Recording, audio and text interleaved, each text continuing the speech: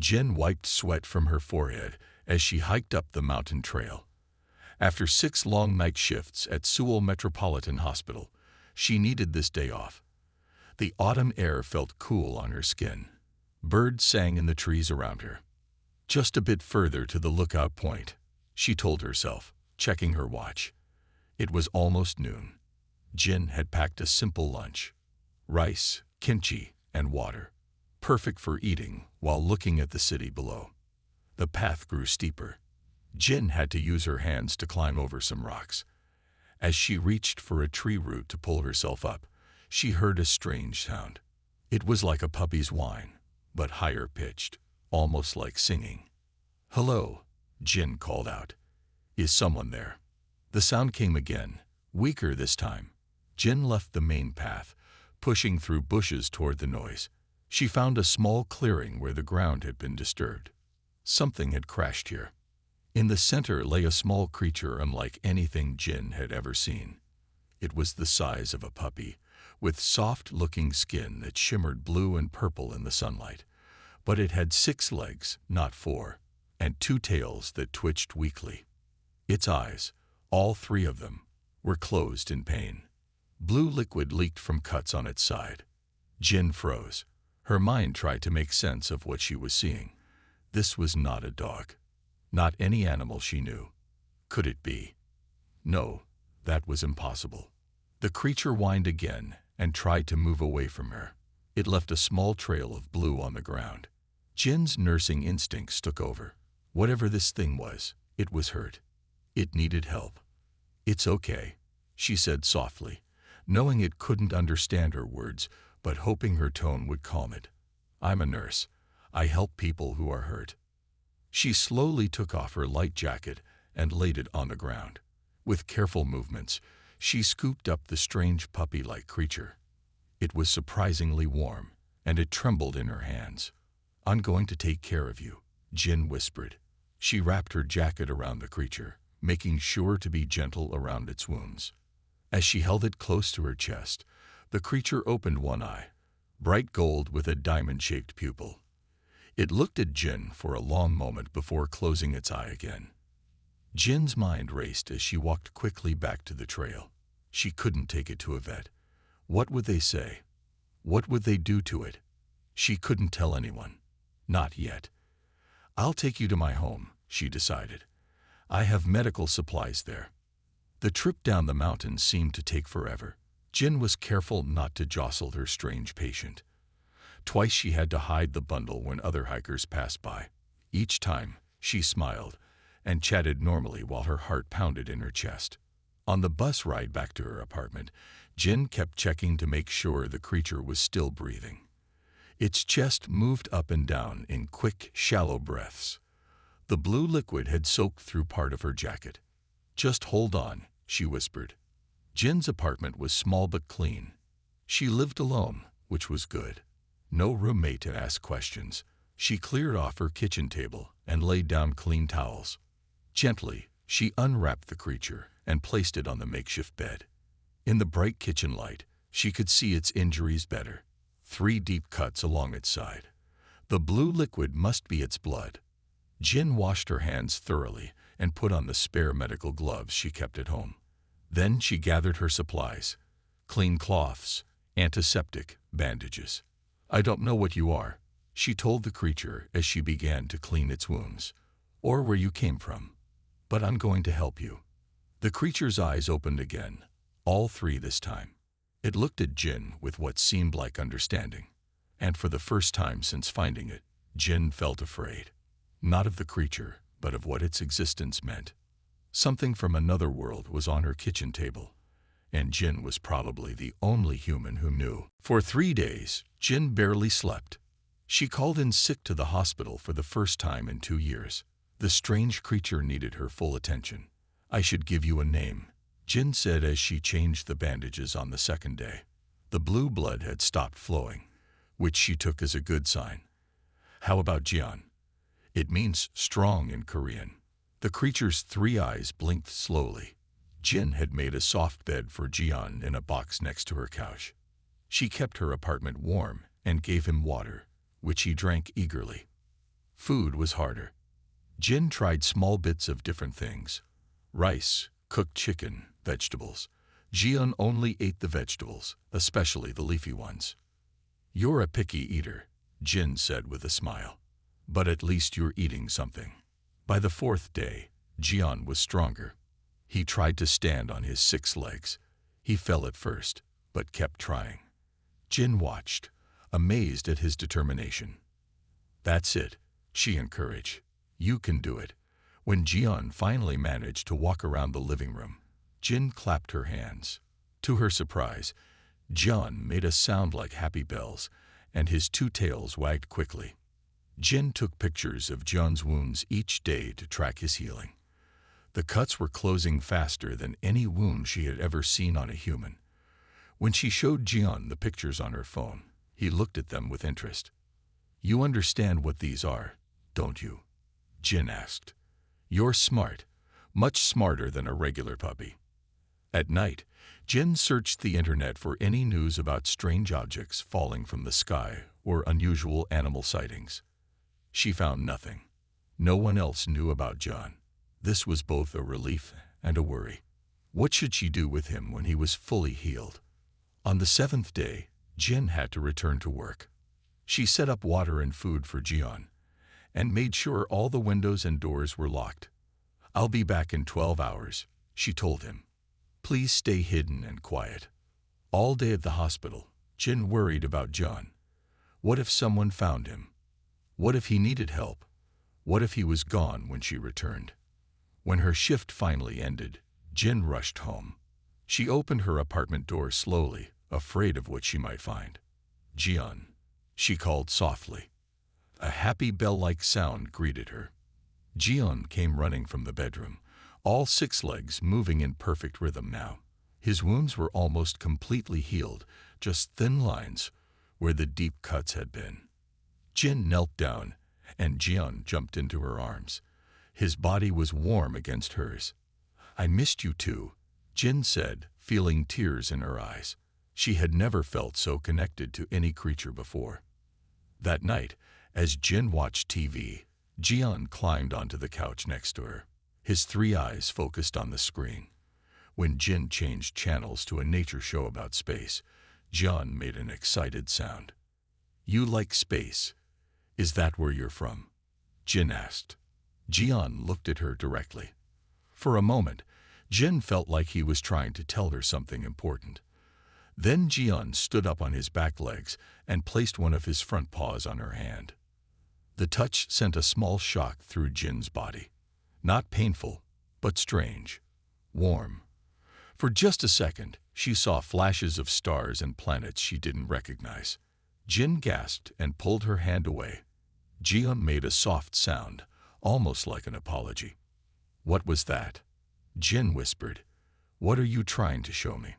Jian curled up next to her, his 2 tails wrapping around his body. His 3 eyes slowly closed. Jin looked out her window at the night sky. For the first time, she really wondered where Jian had come from, and if others like him would come looking for him. She stroked his shimmering skin gently. "Whatever happens," she promised, "I'll protect you." 3 weeks passed since Jin found Jian. Life fell into a simple routine. Jin went to work, came home, and spent time with her unusual friend. Jian's wounds were completely healed now, leaving only faint silver lines on his shimmering skin. Jin kept her secret. She told no one about Jian, not even her closest friends. It was safer that way. On a quiet Tuesday evening, Jin sat watching TV while Jian played with a small ball on the floor. She had discovered he was very good at catching things. Suddenly, the TV screen flickered. The picture turned to static, then went black. Jin frowned and pressed buttons on the remote. "That's strange," she said. Then her phone screen lit up by itself. Her laptop on the table turned on too. Every electronic device in her apartment activated at once. Jian stopped playing. His 3 eyes widened. He made a low sound Jin had never heard before, almost like singing, but deeper. The TV screen flashed bright blue. Jin had to cover her eyes. When she looked again, the screen showed a strange image. It was like a 3D picture floating in her living room. The image showed tall beings that looked somewhat like wolves walking on two legs. They had fur in shades of blue and purple that shimmered like John's skin. Their faces were long with pointed ears. They wore what looked like armor made of a strange metal. One of the wolf-like beings stepped forward in the image. It spoke in a language Jin couldn't understand. The sounds were like music, high and low notes mixed together. Jian ran to the TV. He stood on his back legs and made sounds back at the image. His two tails moved quickly from side to side. "Jian, do you know them?" Jin asked, her voice shaking. The wolf being in the image seemed to look directly at Jin. It spoke again, slower this time. Jin still couldn't understand, but she felt like it was trying to speak to her. Then the image disappeared. All of Jin's devices turned off at once, leaving the apartment in silence. "Who were they, Jian?" Jin whispered. Jian looked at her with all three eyes. He seemed excited and afraid at the same time. Jin went to her window and looked up at the night sky. There was nothing unusual to see, just stars and the moon. But somehow, Jin knew something had changed. Those beings, whoever they were, knew where Jian was now. "Are they coming for you?" she asked. Jian made a soft bell sound and pressed against her legs. Jin picked him up and held him close. "It's okay," she said. "I promised to protect you." Jin couldn't sleep that night. She kept checking the sky from her window. Around 3 a.m., she saw it, a strange light moving across the stars. It wasn't an airplane or a satellite. It moved too quickly, then stopped completely.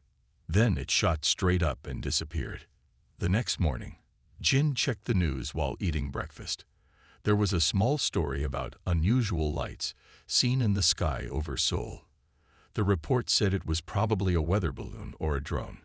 Jin knew better. As she got ready for work, Jin noticed John was acting differently. He kept going to her front door, then back to the window, as if checking for something. "They're coming, aren't they?" Jin asked. Jian looked at her with his three golden eyes. He made a soft sound that almost sounded like yes. Jin took a deep breath. She didn't know what to do. Should she take John somewhere else? Should she tell someone? Who would believe her? As she put on her shoes to leave for work, her phone beeped with a message. It was from the hospital. All staff were being called in for an emergency meeting. There was no explanation why. Jin looked at John one last time before leaving. "I'll come back as soon as I can," she promised. "Stay hidden." As she walked to the bus stop, Jin noticed more people than usual looking up at the morning sky. Something was happening, and it had everything to do with the small six-legged creature in her apartment. The hospital was buzzing with talk when Jin arrived. Doctors, nurses, and staff gathered in the large meeting room. Jin found a seat next to her friend Mina, another nurse from the emergency room. "Do you know what's going on?" Jin asked. Mina shook her head. "Something about the lights in the sky last night. The government sent people to talk to us." A tall man in a dark suit walked to the front of the room. He had a serious face and short gray hair. "Good morning. I am Director Ta from the National Security Office," he said. "Last night, unusual lights were seen over Seoul. We believe they may be connected to strange radiation readings in this area." He showed pictures of the lights on a large screen. Jin's heart beat faster. They were the same lights she had seen. "If any patients come in with unusual symptoms or injuries, you must report it immediately," Director Ta said. "Also, if you have seen or found anything strange in the past month, you should report it." Jin kept her face calm, but inside she was scared. They were looking for Jian. After the meeting, Jin tried to act normal. She took care of patients and talked with other nurses, but she noticed men in suits walking through the hospital, looking at everything. "They say the government has set up stations all around the city," Minna told Jin during lunch. "They're checking for something. Some people think it's aliens." Jin nearly choked on her food. "Aliens? That's silly. Is it? Minna asked. What else could those lights be? Jin changed the subject. She needed to get home to check on Jun. When her shift ended, Jin hurried to the bus stop. As the bus drove through her neighborhood, she saw a van parked on the corner. Men in uniforms were setting up equipment. They were scanning the area with strange devices. Jin got off the bus 2 stops early and took a different route to her apartment. She didn't want anyone to follow her. When she finally reached home, Jin found John hiding under her bed. He came out when he heard her voice. "It's not safe here anymore," Jin told him as she stroked his shimmering fur. "They're looking for you." Jian made a soft sound. Then he did something new. He used one of his front paws to draw shapes on the floor. The marks glowed slightly before fading away. Jin watched in amazement as Jian drew circles and lines that connected in patterns. They looked like stars and planets. "Are you trying to show me where you're from?" Jin asked. Jian drew more symbols. Some looked like letters, but none that Jin recognized. He seemed frustrated that she couldn't understand. Jin took out her phone and took pictures of the symbols before they faded. Maybe she could figure out what they meant. That night, Jin packed a small bag with food, clothes, and medical supplies. If they needed to leave quickly, she would be ready. As she was checking the news on her phone, it rang. It was Minna. "Jin, are you okay?" Minna asked. "You seemed strange today." "I'm fine," Jin said quickly. "No, you're not," Minna said. "I've known you for 3 years. You're hiding something." Jin was quiet for a moment. She needed help, and Minna was smart and trustworthy. "Can you come over tomorrow after your shift?" Jin asked. "There's something I need to show you." "Is it dangerous?" Minna asked. Jin looked at Jun, who was drawing more symbols on the floor. "Not dangerous," Jin said, "but it will change everything you believe about our world."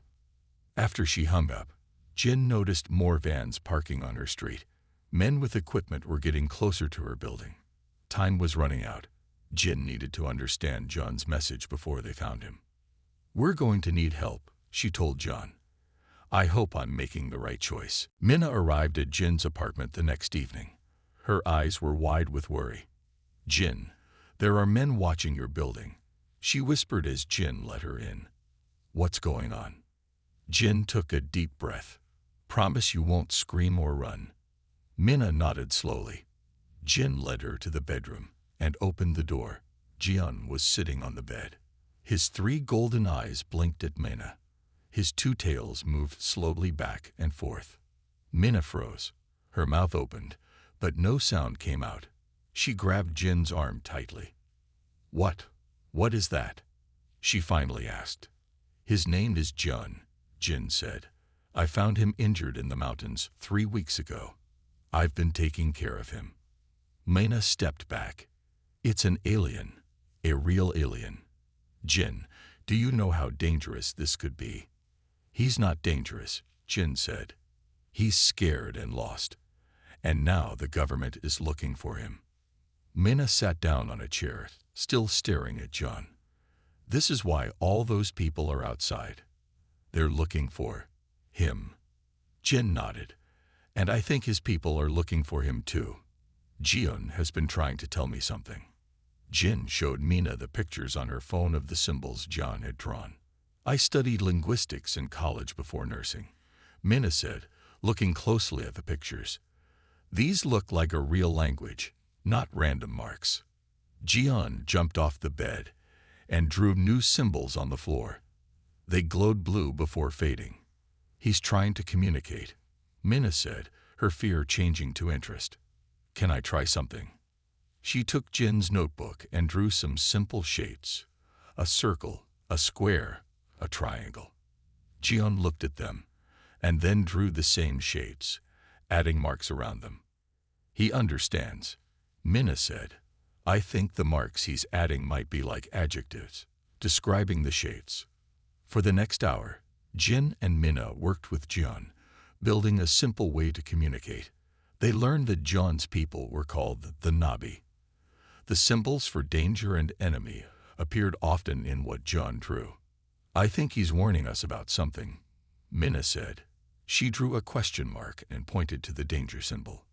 Jian drew new symbols and pointed at the sky. "Another ship?" Jin asked. "Someone else is coming." Jian made a sound that seemed like yes. Just then, Jin's phone beeped with an emergency alert.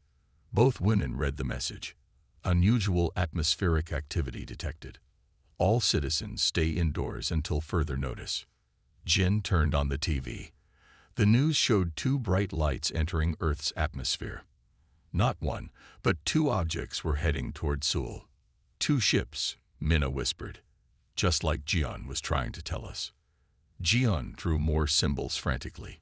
He drew one shape that looked like himself, but larger and with a crown. "I think," Minna said slowly, "I think he's not just any alien. These symbols suggest importance, hierarchy." Jin knelt next to Jian. "Are you someone important to your people?" Jian made the bell sound and drew a line connecting himself to the crowned figure.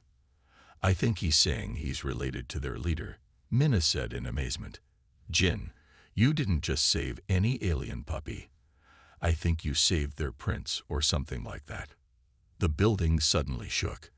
Outside, the sky lit up with strange colors. Both ships had entered the atmosphere over Seoul. Jin looked out the window. People were running in the streets.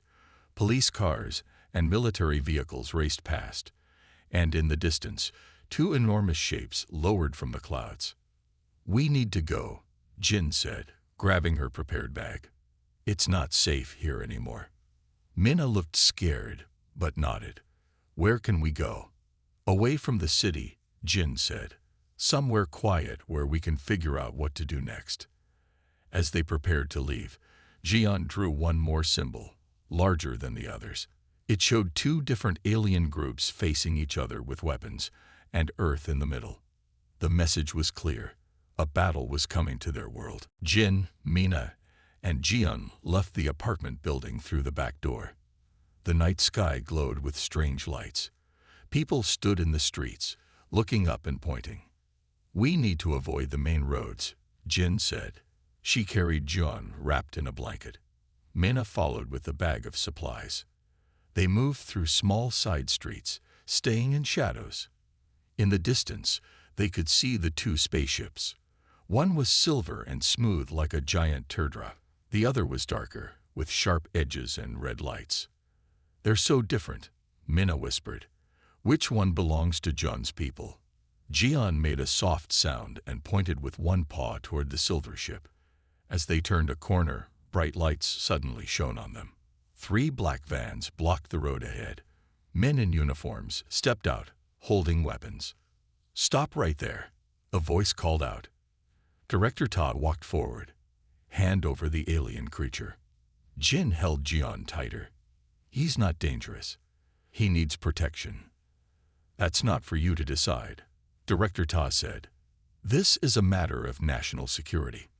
Jian made a high, urgent sound. Jin looked up. Something was happening in the sky. The dark ship with red lights was moving toward the silver one. Bright flashes appeared between them. "They're fighting," Minna said. Director Ta looked up too. While he was distracted, Jin whispered to Minna, "When I count to 3, run to the left." Minna nodded slightly. 1, 2, 3. They ran, ducking between 2 buildings. The men shouted and followed. Jin and Minna ran through a small park, then down an empty street. They could hear footsteps behind them. "In here," Minna said, pointing to an old warehouse. They slipped inside and hid behind some large boxes. Outside, sirens wailed. The sounds of the city changed. People were panicking now. Through a dirty window, Jin could see parts of both ships. The dark one had moved lower. It was now hovering over the center of Seoul. The silver one stayed higher, as if watching. Jian jumped from Jin's arms. He drew symbols on the dusty floor of the warehouse. "He's trying to tell us something about those ships," Minna said, watching the symbols. "I think this one means enemy, And this one means danger. Jin looked at the symbols. So the dark ship has enemies on it. Enemies of John's people. Jian made the yes sound. Suddenly, the warehouse door burst open. Director Tai and his men entered, guns pointed at them. Enough running, Director Ta said. We need that creature now. At the same moment, part of the warehouse roof exploded. Bright light poured in from above. Everyone looked up, covering their eyes. A beam of silver light came down through the hole in the roof. Inside the light, a figure slowly appeared. It was tall and wolf-like, with blue-purple fur and golden eyes. It wore silver armor that glowed slightly. Everyone froze, even Director Ta. The wolf-like being looked at Jin, then at John. It spoke in the musical language Jin had heard before on her TV. Jian ran to the tall being and made happy sounds. The being knelt down and touched Jian gently. I think that's one of John's people, Jin whispered to Mena. A Navi. Director Ta pointed his gun at the tall alien. Don't move. The warehouse shook. Outside, there was a loud crash. The dark ship had landed somewhere nearby. The tall Navi stood up and spoke again. This time, the words changed halfway through, becoming broken Korean. Danger comes. More danger than, you know. Director Ta lowered his gun slightly. What danger? The Navi pointed at John, then at the direction of the dark ship. They want the young one. For war. For power. Jin stepped forward. Who are you? Why is Jian so important? The Navi looked at Jin with golden eyes much like Jian's. I am Juan, commander, and father too, the one you call John. The warehouse fell silent. Everyone stared at the tall Navi called Juan. Father, Jin asked, looking between Juan and John. Jian is your child. Juan nodded. His golden eyes were just like Jian's, but larger. Yes, and not just my child. He is heir to our world. Director Ta stepped forward. His men kept their guns ready but pointed at the floor now. You're saying this creature is some kind of alien prince. More than prince, Juan said. His Korean was getting better as he spoke. He is the future of the Navi. Our home star is dying. Only Jian's special abilities can save our people. Jin knelt next to John. Is that why you came to Earth? To hide him? Juan made a sad sound. Some of our people do not want change. They made deal with Duri, the warriors in the dark ship. They tried to kill my son. The warehouse shook again. Dust fell from the ceiling. The Duri are landing, Juan said. They will come here. They can track Jian's energy. Minna looked confused. But Jian is just a puppy. How can he save your world? Juan touched Jian's head gently. What you see is not his true form. This is his child stage. Soon he will change. Jin remembered how quickly John's wounds had healed. You mean like a butterfly?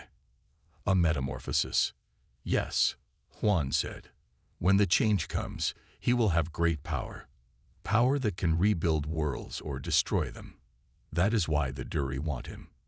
Director Tai put away his gun. His face was serious, but no longer angry. So we have alien royalty and alien mercenaries fighting over the future of their civilization on Earth. I am sorry, Juan said. We did not mean to bring our problems to your world. We thought Earth was safe, unknown. Jin looked at John. That's why you crashed in the mountains. You were sending him somewhere safe. Juan nodded. The ship was damaged in the escape. I could not find him. Thank you for saving my son's life. A loud crash came from outside. The sound of heavy footsteps approached the warehouse. The Duri are here, Juan said. He pulled out a small silver device. We must go back to our ship. Wait, Jin said. She looked at the blue-white scars on John's side where she had treated his wounds. When I found John, he was badly hurt. I used human medicine to help him. Could that be why he's not changing yet? Did I affect his metamorphosis? Juan looked surprised. He examined the scars on John's body. You are right. The human medicines have slowed the process. He looked at Jin with new respect. You have medical knowledge. I'm a nurse, Jin said. I help heal people, humans. Juan seemed to think for a moment. Then he said, perhaps this is not chance. Perhaps Jian found the right person. The warehouse door burst open. Tall beings with red armor stepped in. They had scales instead of fur and yellow eyes with vertical slits. The Duri had arrived. Director Tay's men raised their guns again. Stop, Jin shouted. She stood between the humans and the Duri. Nobody shoots. This is still Earth, and I won't let anyone start a war here. A Duri stepped forward. Unlike Juan, it spoke perfect Korean. We do not wish war with humans. We only want the Nabi hair. So you can use him as a weapon, Juan said angrily. The lead Duri, who seemed to be their commander, looked at Jin. Human female, you do not understand what is happening. The Nabi are not telling you everything. Jin looked at Jun, who had moved closer to her legs. Despite everything, she still saw him as the small, injured creature she had saved. Then tell me, Jin said to the Duri commander. What am I missing? The warehouse fell silent. Everyone stared at the tall Nabi called Juan. Father, Jin asked, looking between Juan and Jun. Jian is your child. Juan nodded. His golden eyes were just like Jian's, but larger. Yes, and not just my child. He is heir to our world. Director Ta stepped forward. His men kept their guns ready but pointed at the floor now. You're saying this creature is some kind of alien prince. More than prince, Juan said. His Korean was getting better as he spoke. He is the future of the Nabi. Our home star is dying. Only Jian's special abilities can save our people. Jin knelt next to Jun. Is that why you came to Earth? To hide him. Juan made a sad sound. Some of our people do not want change. They made deal with Duri, the warriors in the dark ship. They tried to kill my son. The warehouse shook again. Dust fell from the ceiling. The Duri are landing, Juan said. They will come here. They can track Jian's energy. Minna looked confused. But Jian is just a puppy. How can he save your world? Juan touched Jian's head gently. What you see is not his true form. This is his child stage. Soon he will change. Jin remembered how quickly John's wounds had healed. You mean like a butterfly? A metamorphosis? Yes, Juan said. When the change comes, he will have great power. Power that can rebuild worlds or destroy them. That is why the Duri want him. Director Tai put away his gun. His face was serious, but no longer angry. So we have alien royalty and alien mercenaries fighting over the future of their civilization on Earth. I am sorry, Juan said. We did not mean to bring our problems to your world. We thought Earth was safe, unknown. Jin looked at Jun. That's why you crashed in the mountains. You were sending him somewhere safe. Juan nodded. The ship was damaged in the escape. I could not find him. Thank you for saving my son's life. A loud crash came from outside. The sound of heavy footsteps approached the warehouse. The Duri are here, Juan said. He pulled out a small silver device. We must go back to our ship. Wait, Jin said. She looked at the blue-white scars on John's side where she had treated his wounds. When I found John, he was badly hurt. I used human medicine to help him. Could that be why he's not changing yet? Did I affect his metamorphosis? Juan looked surprised. He examined the scars on John's body. You are right. The human medicines have slowed the process. He looked at Jin with new respect. You have medical knowledge. I'm a nurse, Jin said. I help heal people, humans. Juan seemed to think for a moment. Then he said, perhaps this is not chance. Perhaps Jian found the right person. The warehouse door burst open. Tall beings with red armor stepped in. They had scales instead of fur and yellow eyes with vertical slits. The Dury had arrived. Director Tay's men raised their guns again.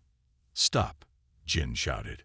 She stood between the humans and the Dury. "Nobody shoots. This is still Earth, and I won't let anyone start a war here." A Dury stepped forward.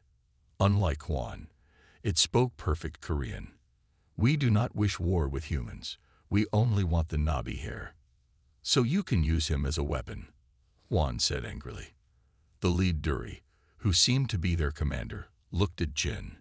"Human female, you do not understand what is happening. The Nabi are not telling you everything." Jin looked at Jun, who had moved closer to her legs. Despite everything, she still saw him as the small, injured creature she had saved. "Then tell me," Jin said to the Dury commander, "what am I missing?" The light around Jian grew brighter. Everyone in the warehouse stepped back, except for Jin. She stayed close to Jun, her hands gently touching his glowing body. "The energy needs direction," Jin said, "like when I cleaned his wounds and helped them heal in a certain way." Mina quickly opened Jin's medical bag and handed her some supplies. Jin took clean bandages and wrapped them around parts of Jun's growing form. "What are you doing?" Hwan asked. "Creating paths for the energy," Jin explained, "like riverbeds for water to flow through." As Jun continued to change, his body grew taller. His 6 legs stretched and reshaped. His 2 tails became longer and more elegant. The light pulsed through the paths Jin had created with the bandages. Director Tai ordered everyone to put on protective glasses that his men carried. The light was almost too bright to look at now. "Is this safe?" he asked Jin. "I think so," Jin said, though she wasn't completely sure. "The human medicines I used seem to have changed how his body works. They've given him control he wouldn't normally have." Rock moved closer, watching carefully. "The change is different. Slower. More peaceful." Hwan nodded in agreement. "There is no destructive force, only healing energy." The transformation continued for several minutes. Then slowly the light began to fade. Where the small, 6-legged Jian had been, now stood a tall being. He looked like a younger version of Hwan, with blue-purple fur and 3 golden eyes. But across his body were lines of silver-white light, the scars from Jin's treatment, now glowing with gentle energy. Jian looked at his new hands, then at Jin. When he spoke, his voice was musical but clear. "Jin," he said in perfect Korean, "thank you for saving me." Everyone stared in amazement. Jin's eyes filled with tears. "You can talk now," she said. Jian nodded. "The change brings full awareness, but your care changed me in ways none of us expected." He turned to face both Hwan and Rock. "I understand now. I can help both our peoples without destruction." Jian held out his hands. From the glowing lines on his body, small orbs of light floated up. They hung in the air like tiny stars. "These contain the healing energy, but controlled and safe," Jian explained. "They can cure the sickness without harm." Rock looked at the orbs with wonder. "Is this possible?" "The human nurse made it possible," Jian said. "Her care, her methods, they taught my body a new way to change." Director Ta stepped forward. "So there won't be a war between your peoples?" "Not if I can help it," Jian said. He looked at Jin. "And I learned from humans that helping others is the right choice." Hwan approached his son with pride in his eyes. "You have grown wise, my child." Rock bowed his head slightly. "The Dury will stand down if the healing is shared fairly." Director Ta spoke into his radio, ordering the human forces to lower their weapons. Then he turned to Jin. "It seems Earth has accidentally found itself in the middle of intergalactic politics," he said. "We'll need someone who understands both sides." Jin looked surprised. "Me? You saved an alien prince, figured out how to safely handle his transformation, and prevented a war," Director Ta said. "I think that qualifies you." 3 days later, Jin stood on a platform at a special meeting between human leaders and representatives from both alien ships. Jian, now in his mature form, stood beside her. Mina was there too, helping translate the more complex alien terms. "We offer Earth friendship," Jian announced, "and medical knowledge in return for your help." Jin looked out at the gathered people, humans, Nabi, and Duri together. She thought about the small injured creature she had found in the mountains, and how that simple act of kindness had changed everything. Jian turned to Jin and placed something in her hand. It was a small device that glowed with the same energy as his scars. "This will let us talk across the stars," he said. "You are family now, Jin. The nurse who saved not just me, but 3 worlds." Jin smiled. The stars were no longer distant points of light.